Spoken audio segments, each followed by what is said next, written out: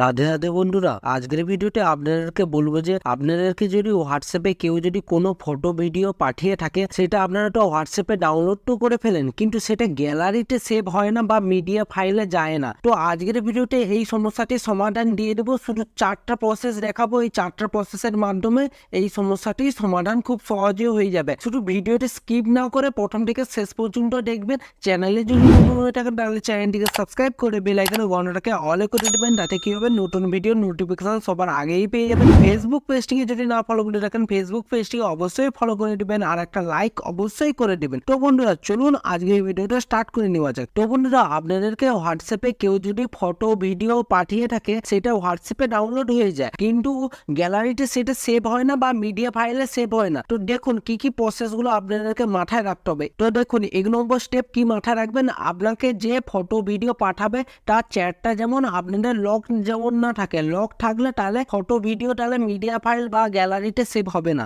এবার 2 নম্বর স্টেপে কি আছে, ডান দিকে এখানে 3টার আগে টাচ করে দেওয়ার পর সেটিংস অপশানে যদি আসেন, সেটিংস অপশানে আসার পরই দেখতে পাবেন প্রাইভেসি। এই প্রাইভেসি অপশানে যদি টাচ করে দেন, এখানে দেখতে পাবেন নিচে দেওয়া আছে ডিসঅ্যাপিয়ারিং মেসেজ। তো এখানে যদি টাচ করে দেন, টাচ করে দেওয়ার পরই দেখবেন এখানে 24 আওয়ার, 7 ডেজ, 90 ডেজ এইখানে আপনারা অপশানগুলো এনেবল থাকে। এই অপশানটা যেমন না এনেবল থাকে, এটা যেমন অফ থাকে।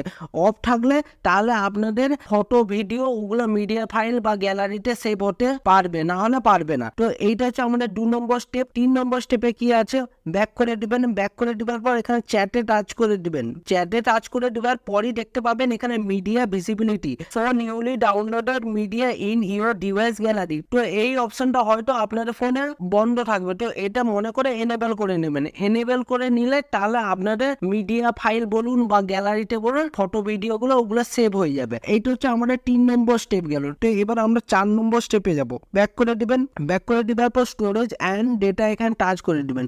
টাচ করে দেওয়ার পরই দেখতে পাবেন ফোন ইউজিং মোবাইল ডাটা, এখানে টাচ করে দিবেন। টাচ করে দেওয়ার পরই দেখতে পাবেন ফটো, অডিও, ভিডিও, ডকুমেন্ট। তো এখানে অনেকে কি করে থাকেন, তাদের স্টোরেজটাকে বাঁচানোর জন্য আপনারা একটা দুটাকে সিলেক্ট করে দেন, বাকিগুলোকে আনসিলেক্ট করে রাখেন। তো আপনাদের যেটা কাস্টমাইজ করে আপনাদের যেটা ফটো সেভ করে রাখতে চান গ্যালারিতে, তো সেই অনুযায়ী আপনারা সেইটাকে কাস্টমাইজ করে সেইটাকে নিতে পারেন। ফটো বা ভিডিও বা মিডিয়া ফাইলে যেটাই সেভ করতে চান, এটা আপনারা নিজেরা কাস্টমাইজ করে এখানে ঠিক চিহ্ন করে রাখবেন। তাহলে সেই অনুপাতে সেই জিনিসটাই আপনাদের গ্যালারিতে সেভ হবে, আর বেশি কিছু সেভ হবে না। এটা মাথায় রেখে এখানে সেটিংটাকে এনেবল করে রেখে দেবেন। তো আমি চাচ্ছি আমার ফটোটাই সবসময় যাক, তো ফটোটাকে এনেবল করে রেখে ওকে করে দিচ্ছি। ওকে করে দেওয়ার পরে এবার আমরা ব্যাক করে দেবো। এই 4টা প্রসেস ফলো করে দেওয়ার পরও যদি আপনাদের এই সমস্যাটি সমাধান না হচ্ছে, তখন লাস্টের আরেকটা টিপস দিচ্ছি। সেই টিপসটা কি করবেন, হোয়াটসঅ্যাপ থেকে বেরিয়ে যাবেন। এবার আপনাদের ফাইল ম্যানেজারটাকে ওপেন করে নেবেন।